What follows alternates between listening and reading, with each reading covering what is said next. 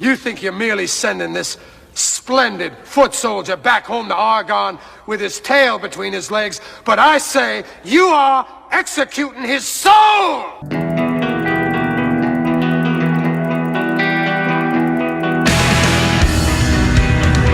Welcome to This Week in PPL. I'm back in action after my own personal bye week to bring you Week 8. Let's start with Screamin' Seagulls versus the NPO Bashers. The Gulls were coming off a win in Week 7 and were looking to continue the streak with a match against the still undefeated Bashers. But was this the week the Bashers would finally fall? Was it? For the Gulls, Tom Brady returned to his trend of impressive scoring with 37 points, which was a huge help. Because although the Bashers had some decent scoring across the active roster, weak showings from tight end Martellus Bennett, who picked up just 5 points, and a measly 1 point from the Jets D team means the Bashers lose!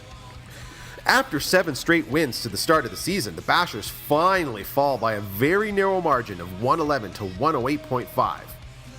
However, they still remain atop the league 2 games ahead of the 3-way tie for second place, which includes the Gulls. Now, Bacalao Fritas Piratas Nata versus Dak to the future.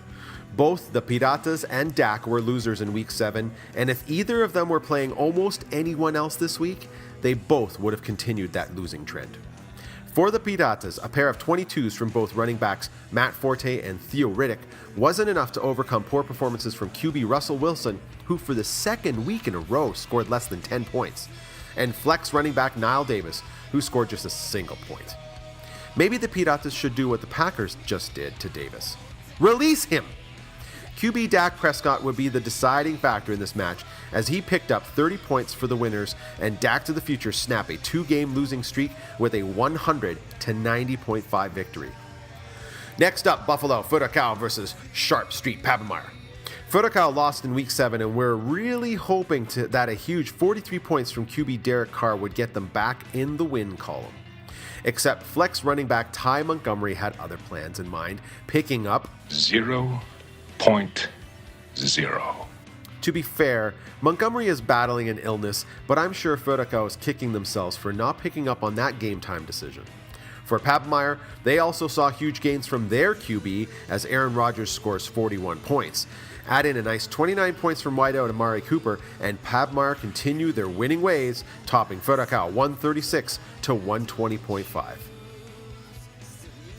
Finally, the Cochrane Snake Eyes versus Six Gods. Surprise, surprise. The Snake Eyes went back to their tradition of losing in Week 7, so what would the outcome be in Week 8?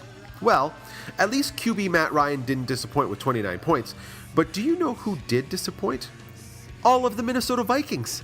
Specifically, the number 1 D team, who in the Monday Nighter scored -2. This is a D team that before Week 8 scored less than double digits only once.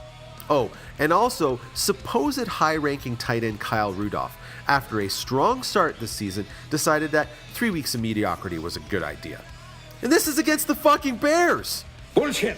The Gods were helped by running back Jonathan Stewart's 21.5 and tight end Jordan Reed's 19.5, and they follow up Week 7 win with another one by the score of 116 to 97.5. That's it. Next week, I'll undoubtedly be late thanks to the archaic practice of daylight savings time for This Week in PPL. Please don't turn